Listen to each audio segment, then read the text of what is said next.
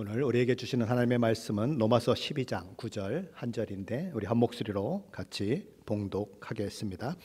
사랑에는 거짓이 없나니 악을 미워하고 선에 속하라. 아멘. 혹시 우리 교회 웹사이트를 들어가 보셨습니까? 우리 교회 웹사이트를 들어가면 제일 왼쪽 제일 꼭대기에 About Our Church라고 하는 우리는 이라고 하는 항목이 있습니다. 거길 들어가면 우리 교회 환영합니다라는 문구와 함께 우리 교회를 소개하는 글이 적혀 있죠. 혹시 거기 첫째 줄과 둘째 줄에 어떤 문구가 적혀 있는지 기억하고 계신 분이 있으십니까? 거기엔 이런 문구가 적혀 있습니다. 예수님을 만나면 인생의 방황이 끝나고 좋은 교회를 만나면 신앙의 방황이 끝납니다. 조금 진부한 느낌이 드는 문구이죠.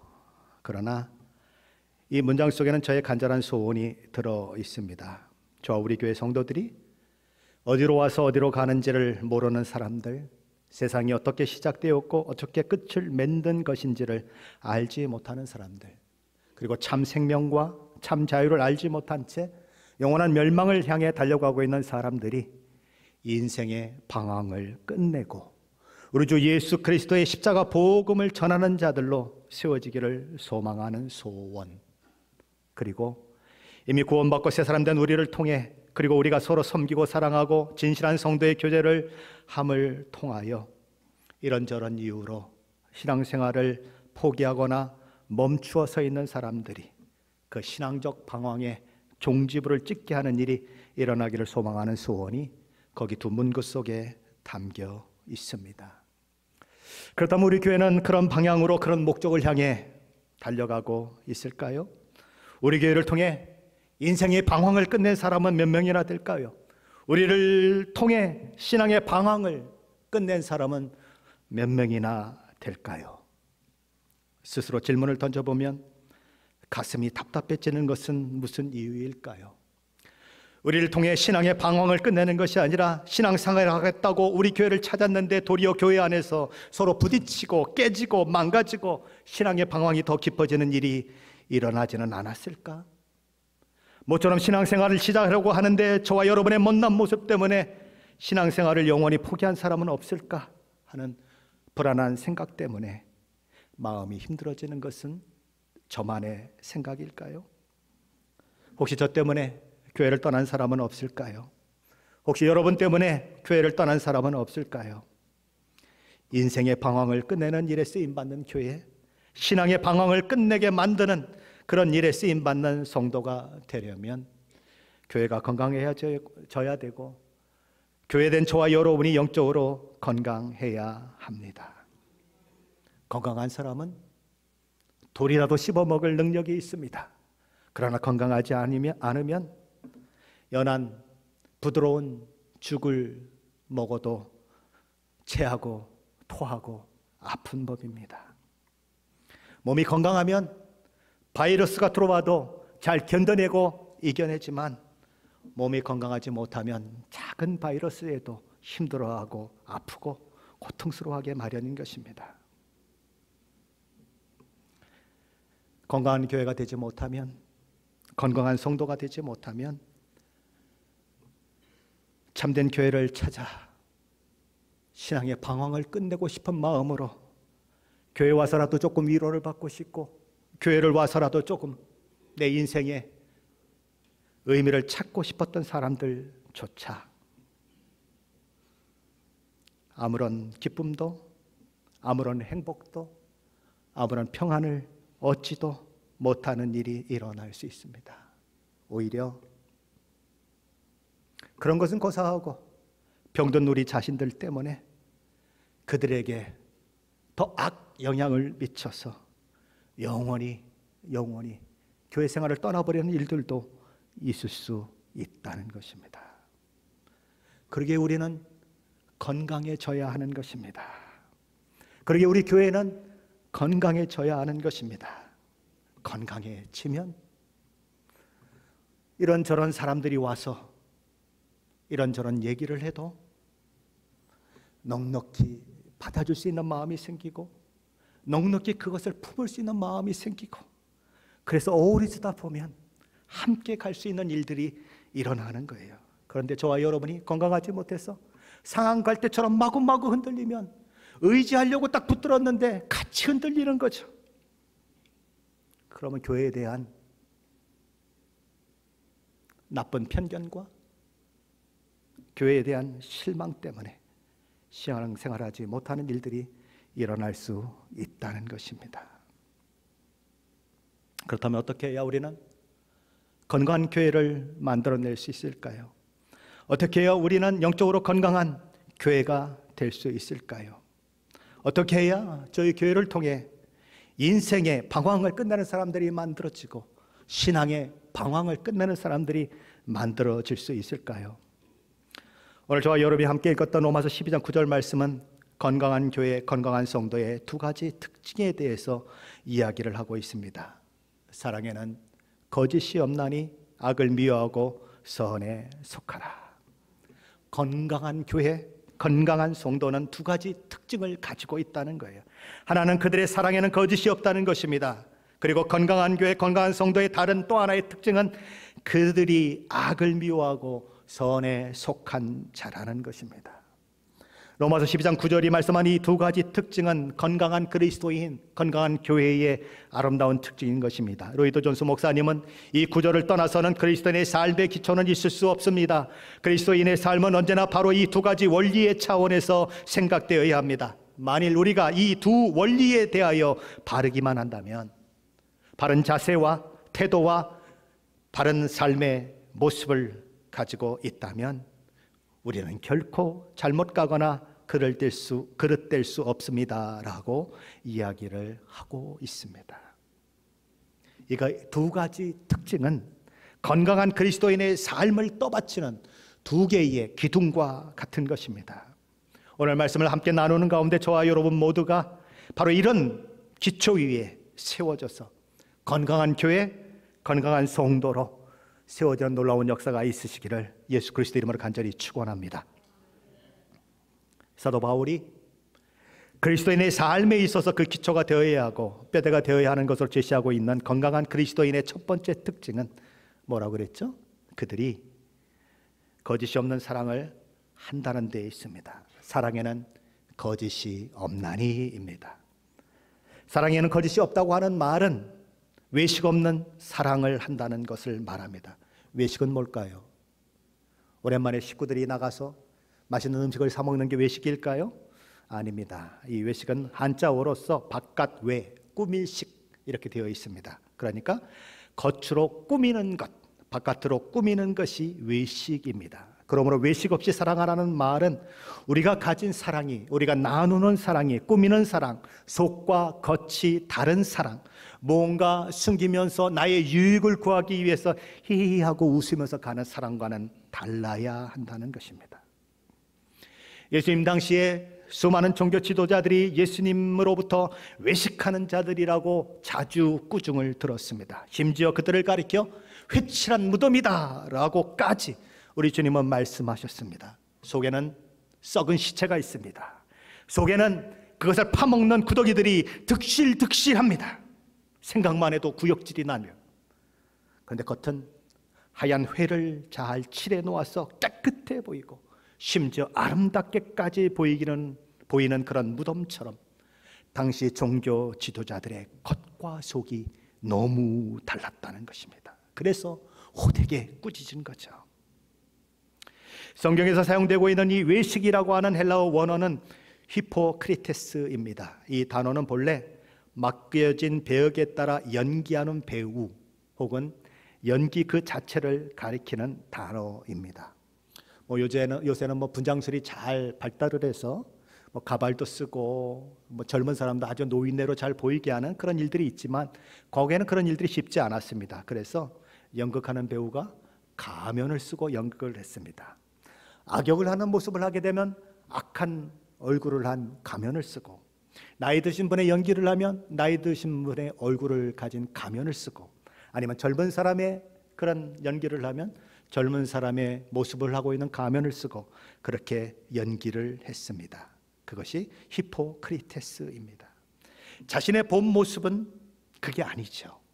자기의 본 모습은 아주 착한 사람일 수 있습니다. 그러나 악한 사람의 마스크를 쓰고 악한 역을 하면 속마음과 다른 것이 나타나죠. 자신은 악할 수 있습니다. 그런데 착한 사람의 얼굴을 하고 연기를 하면 착한 모습이 드러나게 되죠. 그러니까 결국 본 그 사람의 모습과 가면을 쓴 모습이 다른 모습이 나타날 수밖에 없는 거죠. 물론 연기이지만.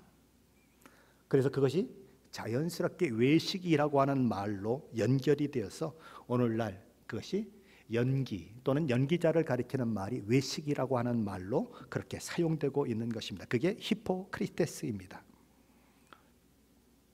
자, 그렇다면 사도 바울은 왜 그리스도인이 가져야 할 가장 기본적이고 중요한 기초 덕목을 이야기하면서 거짓 없는 사랑을 제일 먼저 이야기하고 있는 것일까요? 그것은 사랑이 율법이 말하는 바와 선지자들이 말하는 바의 핵심 중에 핵심이기 때문입니다. 사도 바울은 로마서 13장 10절에서 사랑은 이웃에게 악을 행하지 아니하나니 그러므로 사랑은 율법의 완성이니라 라고 말씀하고 있습니다. 사랑은 이웃에게 악을 행하지 아니한다. 오늘 본문식으로 이야기한다면 사랑에는 거짓이 없나니 라는 말입니다. 그리고 그런 사랑을 하는 사람은 율법의 요구를 만족시키는 사람이라고 하는 것이, 그러므로 사랑은 율법의 완성이라는 말씀 속에 들어있는 의미인 것입니다. 마가복음 12장에서 예수님은 모든 계명 중에 첫째가 무엇이니까? 라고 묻는 서기관에게 이렇게 답변을 하셨습니다. 마가복음 12장 29절 30절 말씀이죠. 첫째는 이것이니 이스라엘아 들으라, 주 곧 우리 하나님은 유일한 주시라. 내 마음을 다하고 목숨을 다하고 뜻을 다하고 힘을 다하여 주 너희 하나님을 사랑하라 하신 것이요, 둘째는 이것이니 내 이웃을 내 자신과 같이 사랑하라 하신 것이라. 이보다 더 큰 계명이 없느니라.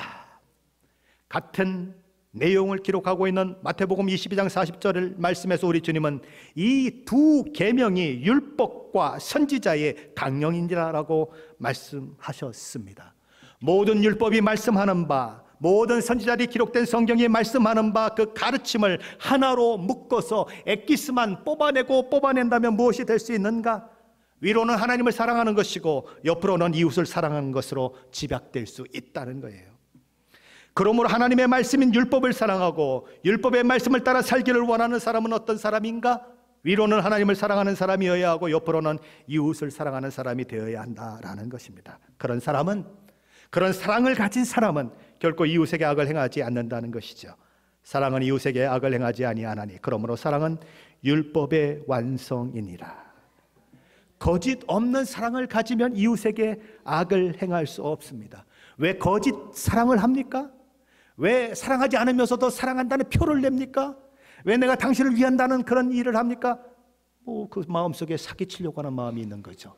그렇잖아요? 자기 유익을 구하려고 하는 마음이니까 거짓으로 다가가서 사랑하는 것처럼 하고, 그리고 정말 도와주려고 하는 마음을 가진 것처럼 하는 거죠. 그런데 알고 보면 상대를 망하게 하는 그 일들을 하게 되는 거죠. 우리가 여기서 또 하나 생각해야 하는 것은, 그러므로 사랑은 율법의 완성이니라 라고 말씀하고 있다는 것입니다. 무슨 얘기예요? 그리스도인의 사랑은 율법의 요구, 하나님의 말씀의 요구를 벗어나서는 안 된다는 것입니다. 언제나 하나님의 말씀이 요구하는 그 테두리 안에서 행해지는 사랑이 하나님이 원하시는 사랑이라는 거예요. 예수님 요한복음 14장 15절에서 너희가 나를 사랑하면 나의 계명을 지키리라 라고 말씀합니다. 우리가 하나님을 사랑한다고 하는 것은 어떻게 나타나야 할까요? 찬송을 부르면서 사랑합니다 나의 하나님, 사랑합니다 나의 하나님, 그것으로 나타나는 것일까요? 찬양대에 찬양을 통해서 하나님을 사랑한다라고 고백하면 정말 하나님을 사랑하는 것이 나타나는 것일까요? 물론 그것 한 방법이 될 수 있겠죠. 그러나 그것으로 충분하지 않다는 것입니다.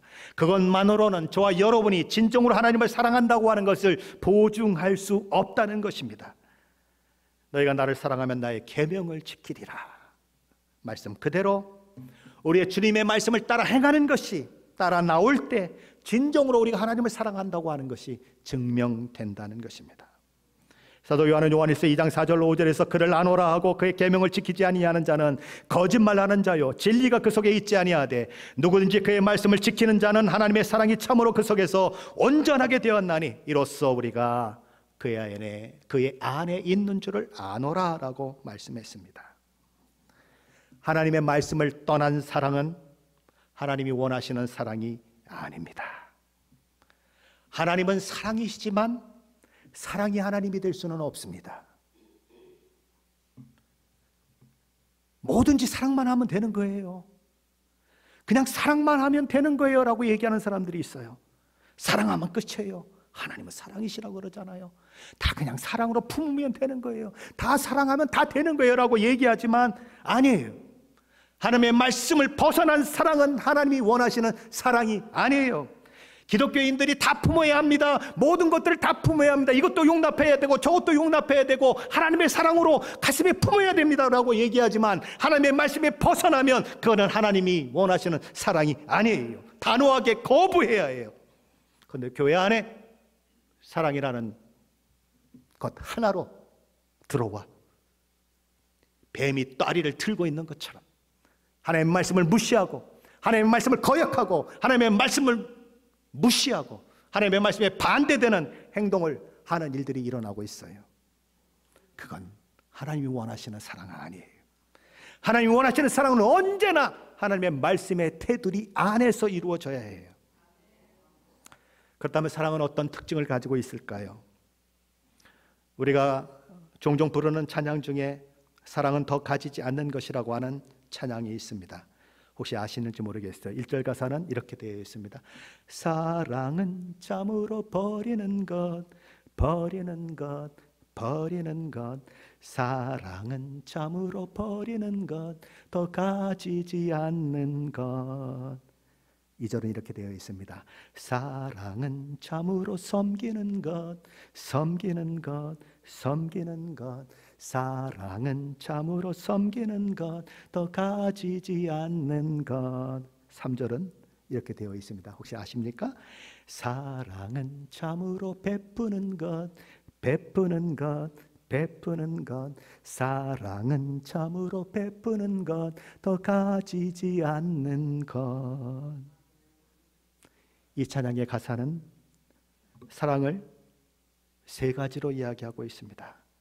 사랑은 버리는 것이고, 사랑은 섬기는 것이고, 사랑은 베푸는 것이다. 맞습니까?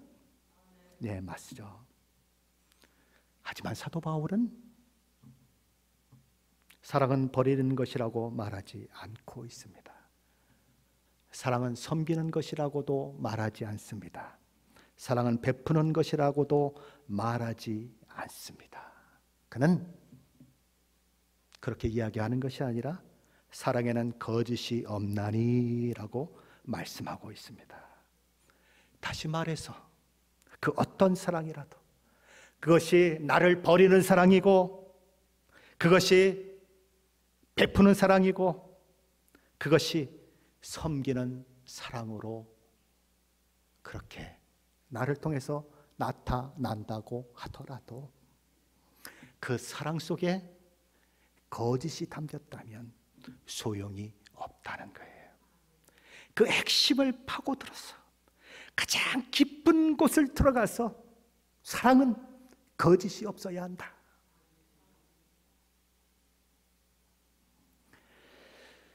사도 바울은 이미 로마서 12장 3절에서 이런 말씀을 한 적이 있습니다. 내게 주신 은혜로 말미암아 너희 각 사람에게 말하노니 마땅히 생각할 그 이상의 생각을 품지 말고 오직 하나님께서 각 사람에게 나누어 주신 믿음의 분량대로 지혜롭게 생각하라.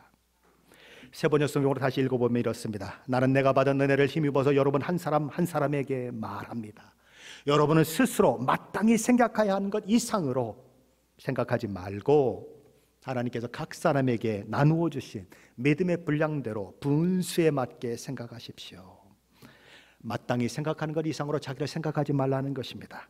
하나님께서 각 사람에게 나누어 주신 믿음의 분량을 넘어가지 말고 분수에 맞게 생각해야 한다는 것입니다. 만일 우리의 사랑에 거짓이 끼어들게 되면, 우리의 사랑이 위선적인 사랑이 되면 어떤 결과가 만들어질까요? 이 말씀과 정반대의 일들이 만들어진다는 거예요. 왜냐하면 위선의 특징은 자기 자신에게 지나친 관심을 기울이는 데 있기 때문입니다. 자기 자신을 실제보다 부풀리려고 하는 마음의 동기에서 비롯되기 때문에 그렇습니다. 내가 남들에게 어떻게 보일까? 어떻게 해야 내가 다른 사람에게 좋은 인상을 줄 수 있을까 하는 마음이 동기가 될 때 나타나는 것이 위선입니다. 그러기에 위선은 두 가지 방식으로 나타납니다. 첫째로 위선은 자기 자신의 내면은 그렇지 않은데 그럼에도 불구하고 외적으로 그런 것처럼 보이려는 그런 것으로 나타납니다. 사도 바울은 고린도전서 13장 3절에서 내면적으로 진실한 사랑이 동기가 되지 않는 사랑의 행위, 비록 그것이 겉으로 보기에는 아무리 훌륭해 보이고 정말 희생과 헌신이 있는 것처럼 보인다고 하더라도 아무런 유익이 없다라고 얘기합니다. 내가 내게 있는 모든 것으로 구제하고 또 내 몸을 불사르게 내어줄지라도 사랑이 없으면 내게 아무 유익이 없느니라. 온 재산을 다 팔아서 구제를 하고 내 몸을 불사르게 내어줄 정도로 그렇게 헌신한다고 해도 진실한 사랑이 아니면 아무 유익이 없다라는 거예요. 예수님은 마태복음 15장 7절로 8절에서 이런 위선과 외식 가운데 있었던 바리새인과 서기관들을 향해서 이사야서 말씀을 인용하여 이렇게 질책한 바 있습니다. 외식하는 자들아, 이사야가 너희에게 관하여 잘 예언하였도다. 일러스되 이 백성이 입술로는 나를 공경하되 마음은 내게서 멀도다. 입술로는 하나님을 사랑한다고 얘기합니다. 하나님을 경외한다고 얘기합니다. 말하는 걸로 봐서는 그 사람을 따라갈 사람이 없을 만큼 정말 하나님을 사랑하는 것 같아요. 그런데 하나님이 보시니까 마음은 한참 멀었다. 겉으로는 하나님을 찬양합니다. 외적으로는 분명히 하나님을 찬양하고 있습니다. 하지만 내면의 모습, 하나님을 찬양하는 모습이 아닐 수 있다는 것입니다. 저와 여러분이 드리는 예배가, 헌신의 모습이 하나님을 사랑하는 것으로부터 출발되지 아니하고 자기를 드러내거나 자기 좋아서 하는 일이라면 그 헌신과 그 예배가 하나님을 기쁘시게 하는 예배가 될 수 없다는 거죠.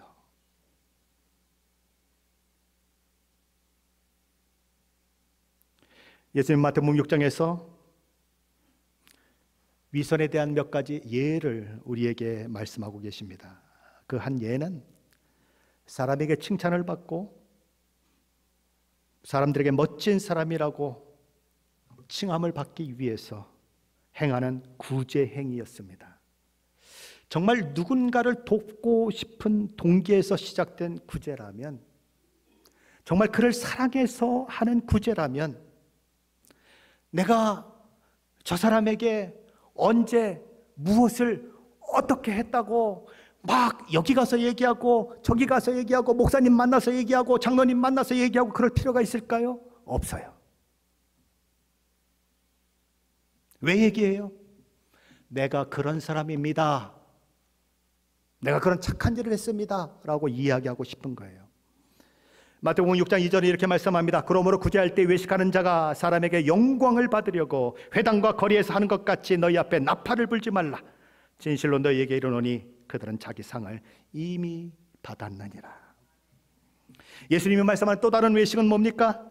자신이 경건한 사람이요, 영적인 사람이요, 속칭 영빨 있는 사람이라고 하는 것을 보여주기 위해서 골방에서 하나님과 단둘이 기도해도 될 기도의 행위를 굳이 사람들이 많이 모인 회당에 와서 혹은 사람들이 많이 오가는 큰 거리 길목에서 사람들이 보도록 두 손을 높이 번쩍 들고 아주 거룩해 보이는 옷을 입고 하늘을 향해서 이 고개를 올리면서 하나님 어쩌고 저쩌고 저쩌고 기도하며 오래 기도하는 모습들, 왜 그렇게 기도합니까? 나는 그렇게 기도하는 사람이라고 하는 것을 보여주기 위한 식이 될 수 있다는 것입니다. 혹시 여러분 중에 방언의 은사를 가지고 있는 사람들이 있습니까? 어느 지역에 가서, 어떤 기도 모임에 가서 나는 방언하는 사람이야 라고 하는 것을 보여주기 위해서 다다다다 라고 막 얘기를 그렇게 기도를 했다면 여러분은 외식하는 사람이 될 수 있습니다. 보이기 위한 기도가 아니라 하나님께 드리는 기도가 되어야 되는 거예요.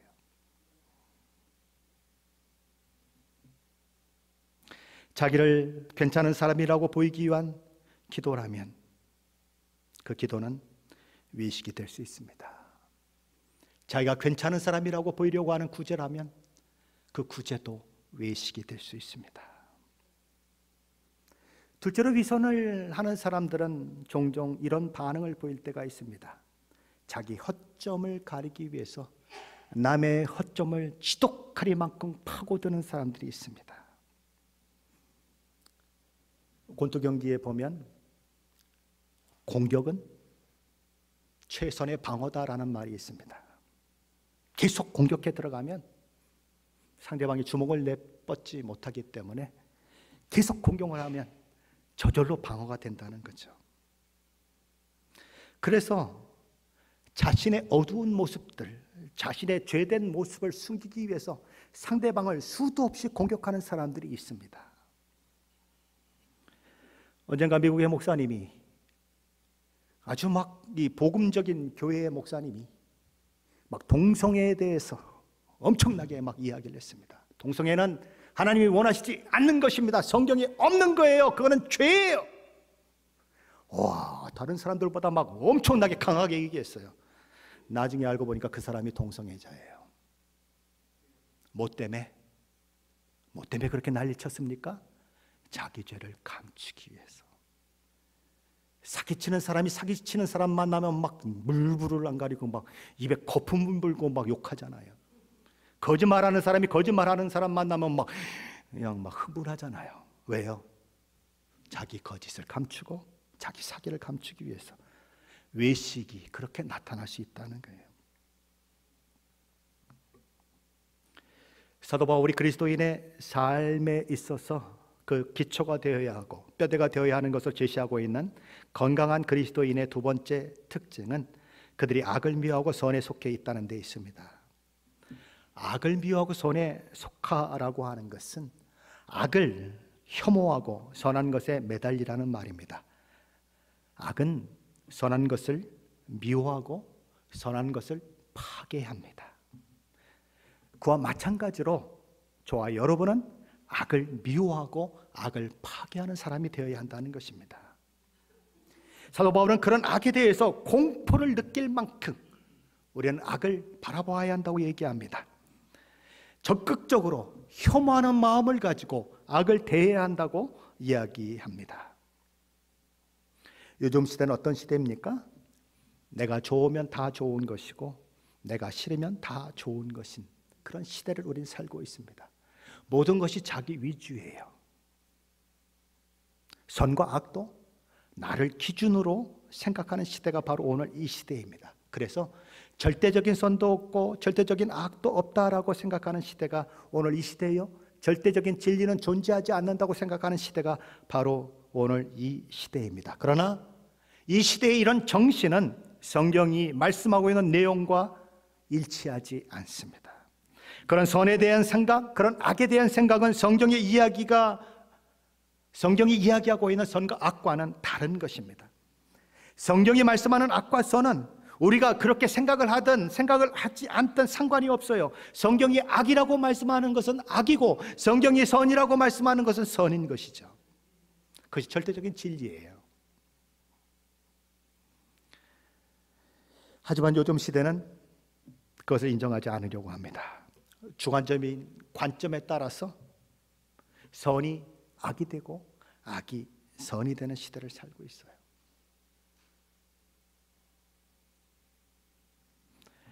정치하는 사람들의 모습을 보십시오. 도대체 그 짓을 해놓고 무슨 할 말이 더 있다고 어떻게 그렇게 계속 얘기를 해요?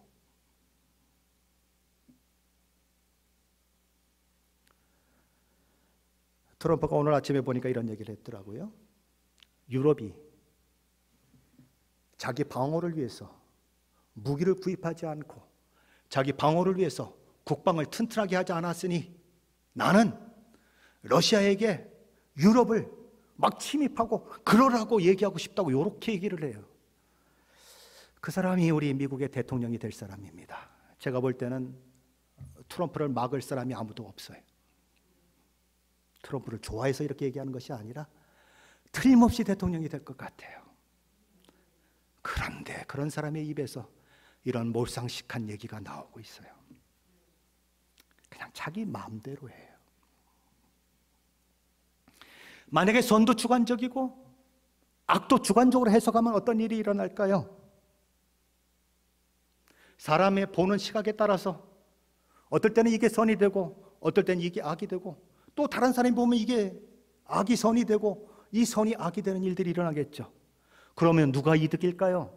힘센 자가 이득일까요? 힘이 없는 자가 이득일까요? 힘센 자가 이득이죠. 힘이 강한 자가 이득이죠. 그 사람이 선이라고 주장하면 모든 게 다 선이죠. 그 사람이 악이라고 주장하면 모든 게 다 악이죠. 그러나 성경은 우리의 생각과 달리 절대적인 선이 있고 절대적인 악이 있다. 절대적인 진리가 있다 라고 얘기합니다. 만일 세상이 이런 절대적인 진리를 인정하지 않고 하나님의 말씀에 귀를 기울이지 않으면 어떤 일이 일어날까요? 사사기 22장 25절은 이렇게 얘기합니다. 그때 이스라엘에 왕이 없으므로 사람이 각기 자기네 소견에 옳은 대로 행하였더라. 다윗 같은 왕이 없었어요? 솔몬 같은 왕이 없었어요? 아니요. 하나님을 왕으로 모시고자 하는 마음이 없기 때문에, 그분의 말씀에 순종하자고 하는 마음이 없기 때문에 지 마음대로 자기 소견에 옳은 대로 행하다 보니까 어둠의 시대요, 악의 시대요, 절망의 시대요, 신앙이 땅바닥에 떨어져서 땅을 파고 들어가는, 그래서 신앙이 보이지 않는 시대가 되었다는 거예요. 사도 바울은 악을 미워하고 선에 속하라라고 말합니다. 그것은 악 대신 선을 선택하라는 말이 아니에요. 악을 미워라는 말입니다. 악을 구역질 정도로, 악에 대해서 질색팔색할 정도로 악을 피하는 수준이 아니라 악을 증오해야 한다는 거예요. 선에 속하라는 것은 뭡니까? 선을 온전히 받아들이라는 것입니다. 선을 사랑하는 것입니다.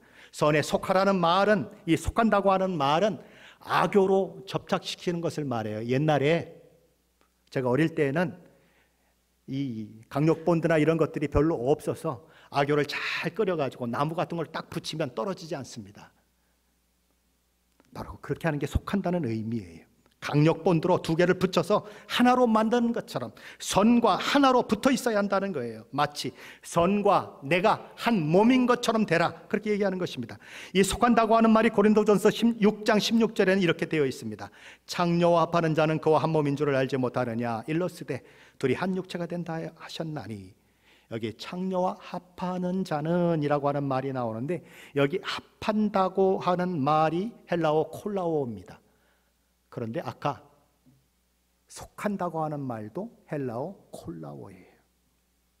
창녀와 합하면 그와 한 몸이 되는 것처럼 선에 속하라고 하는 말은 선과 한 몸이 되라는 거예요. 아주 그냥 딱 달라붙어서 떨어질 수 없는 것처럼 돼버려라, 그렇게 얘기하는 것입니다. 하나님을 사랑하는 사람은 그렇게 되어야 한다는 거죠.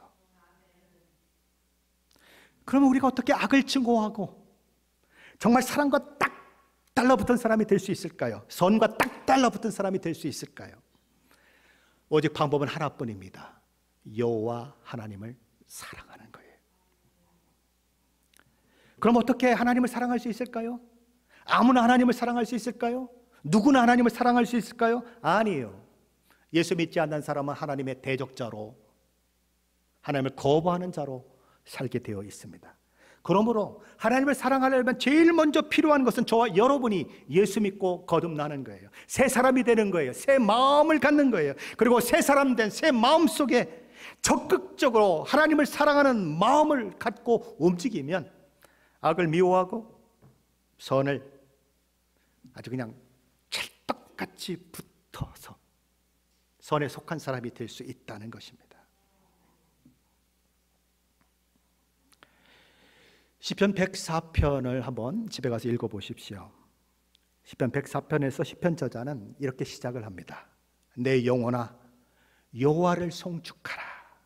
여호와 나의 하나님이여, 주는 심히 위대하시며 존귀와 권위로 옷 입으셨나이다. 그러면서 그는 하나님의 위대한 창조 세계를 찬양합니다. 하나님께서 천지를 창조하시고 그 안에 두셨던 모든 피조물에 대한 이야기들을 합니다. 그래서 하나님이 창조하신 하늘도 나오고 물도 나오고 바람도 나오고 땅도 나오고 바다와 산도 나오고 거기 살고 있는 공중의 새들, 땅의 짐승들에 대한 이야기가 나오고 낮의 해와 밤의 달의 이야기가 등장합니다. 하나님이 창조하신 위대한 창조의 세계, 이 모든 것들이 하나님의 작품입니다 라고 그는 찬양해요. 그리고 시편 저자는 마지막 부분에서 32절 33절에서 이렇게 얘기합니다. 내가 평생토록 여호와께 노래하며 내가 살아있는 동안 내 하나님을 찬양하리로다. 나의 기도를 기쁘시게 여기시기를 바라나니 나는 여호와로 말미암아 즐거워하리로다. 지금까지 하나님이 창조하신 세계에 대해서 얘기했어요. 그 창조하신 세계에 있는 많은 것들에 대해서 얘기했어요. 그리고 하나님을 높여드렸어요. 그리고 이런 기도를 했다면 시편 104편은 거기서 끝나야 맞지 않을까요? 그런데 거기서 끝나지 않고 34절이 이어지고 있어요. 그런데 34절은 이렇게 기록이 되어 있습니다. 죄인들을 땅에서 소멸하시며 악인들을 다시 잊지 못하게 하시리로다. 내 영혼아 여호와를 송축하라. 할렐루야. 그러면서 끝나고 있어요. 하나님이 창조하신 것, 하나님의 창조세계, 그 위대함, 그 놀라움, 그 기이함, 막 하나님을 찬양했어요. 그런데 갑자기 뭐라고요? 죄인들을 땅에서 소멸하시며 악인들을 다시 잊지 못하게 하시리로다 라고 나오고 있어요. 도대체 뭐예요 이게 지금? 앞에서 얘기한 것과 여기에 갑자기 이런 말이 튀어나오느냐고요. 앞에서 그런 얘기를 했으면 이 뒤에서도 그런 말이 아니라 하나님을 찬양하는 내용이 나오고 그래야죠. 근데 갑자기 뭐 죄인은 왜 나오고 악인은 왜 나와요? 그는 하나님이 창조하신 세계를 보며 하나님이 가지신 세상에 대한 생각을 마음 가운데 생각하며 답답한 거예요. 하나님이 원래 창조하신 세상이 이렇지 않았는데 하나님이 하나하나를 창조하시면서 하나님이 보시기에 좋았더라라고 말씀하셨고 마지막 모든 것들 다 창조하신 이후에는 얼마나 기쁘셨는지 하나님이 보시기에 심히 좋았더라라고 말씀했던 이 온 우주 그리고 그 안에 들어있는 모든 피조물들 다 하나님을 찬양하고 하나님을 높여드리고 하나님을 기뻐하는 것들로 만들어졌는데 왜 세상이 이 모양이 되어 있는가? 도대체 왜 세상이 이렇게 어그러져 있는가? 왜 왜곡되었는가? 그것이 무엇 때문인가? 죄 때문이구나, 악 때문이구나. 그것을 깨닫게 되는 거예요. 하나님을 찬양하고 창조물에 대한 여러 가지들을 통해서 하나님을 높여드리다가 갑자기 뭐라고 고백하는 거예요?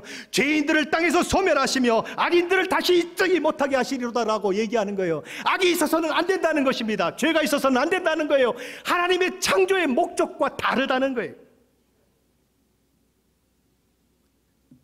하나님을 사랑하면 하나님의 창조의 세계, 하나님의 마음을 알게 되면 자신 안에서 악을 미워하고 죄를 미워하는 마음이 솟아올라서 하나님 이것들을 제거해 주십시오. 이것은 하나님의 생각이 아니잖아요. 이 악들을 뽑아 주십시오라고 기도하게 된다는 거예요. 하나님을 가까이 하면 하나님 앞에 더 가까이 나아가면 악과 멀어지고 죄와 멀어지고 어둠과 멀어진다는 거예요. 하나님을 가까이 하면 가까이 할수록 우리의 마음은 악을 더 증오하게 된다는 거예요. 악을 더 미워하게 된다는 거예요. 죄를 더 멀리하게 된다는 거예요. 하나님을 사랑하는 것과 죄를 미워하는 것을 항상 비례하는 거예요. 어떻게 된다고요? 비례해요. 하나님을 정말 사랑하면 악을 정말 미워하게 되어 있어요. 근데 이게 거꾸로 되면 어떻게 되죠? 비례가 아니라 반비례가 되면 하나님을 사랑한다고 하면서 죄는 더 많아지고 악은 더 많아지는 일들이 있죠. 뭐 하나님이 사랑이신데 뭐 어때? 하나님 사랑하신데 뭐 다 품어주실 텐데. 그리고 지멋대로 죄를 짓고 하는 일들이 일어나는 것은 성경이 말씀하는 것과 다른 모습인 것입니다. 하나님의 성품과 하나님의 목적에 비추어 악을 바라보는 사람은 악을 미워하지 않을 수 없습니다. 하나님을 사랑하는 것은 악을 미워하는 것이고 죄를 미워하는 것입니다. 악에 대해서는 몸서리가 쳐질 정도로 미움을 뿜어내고, 선에 대해서는 강력본드로 접착된 것처럼 친밀하게 한 몸과 같이 되는 것, 그것이 저와 여러분이 추구해야 할 모습인 것입니다. 사랑에는 거짓이 없나니 악을 미워하고 선에 속하라. 빛이 어두움과 섞일 수 없는 것처럼 우리의 사랑에는 거짓이 섞일 수 없습니다. 그러므로 빛의 자녀된 우리는 사랑을 거짓으로 할 수 없는 자들이요 오직 진실한 사랑을 해야만 하는 사람들입니다. 우리 하나님께서는 거짓이 없는 사랑으로 저와 여러분을 사랑하셨습니다. 다함이 없는 진실한 사랑으로 저와 여러분을 위해 독생자 아들 예수 그리스도까지 십자가에 내어주셨습니다. 저와 여러분은 그분을 아버지라고 부르는 자들이고, 변함이 없으시고 회전하는 그림자도 없으신 그 하나님을 닮은 하나님의 자녀들로 오늘을 살고 있는 사람들입니다. 하나님이 어둠과 상관이 없으시고, 하나님이 죄와 상관이 없으시고, 하나님이 거짓과 상관이 없는 것처럼 저와 여러분은 거짓에 대해서는 동이 서에서 먼 것 같이 멀어져야 하는 것입니다. 선을 추구하는 입장에서는 서로를 사랑할 뿐만 아니라 선과 마치 껌딱지가 서로 탁 붙어 있는 것처럼 붙어서 선과 우리가 한 몸인 것처럼 뗄래야 뗄 수 없는 관계를 유지하는 그런 사람, 그런 교회는 건강한 그리스도인이요 건강한 교회인 것입니다. 그런 교회가 될 때, 그런 성도가 될 때, 조금 못난 사람이 교회 와도, 조금 삐죽한 사람이 교회 와도 그 교회 오면 다 녹아지는 거예요. 그 교회 오면 이 교회가 참 교회구나, 이 교회는 뭔가 다르구나, 나를 방황케 만들었던 목사님들, 나를 방황케 만들었던 교회 직분자들, 수도 없이 내게 상처를 줬던 사람들이 있는데 우리 시애틀 임마누엘 교회는 다르구나, 다른 모습을 가지고 있구나, 그렇게 느끼면 인생의 방황이 끝나고 신앙의 방황이 끝나는 거예요. 근데 저와 여러분이 건강하지 못하면 방황하는 사람들이 와서 더 많이 방황하는 거죠.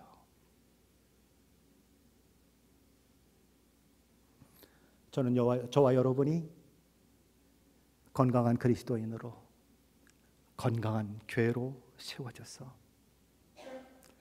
세상을 향해 인생의 방황을 끝내는 사람, 우리 교회를 찾아온 상처받은 영혼들이 신앙의 방황을 끝내버리게 만드는 사람, 그런 사람으로 세워지게 되시기를 예수 그리스도 이름을 간절히 축원합니다.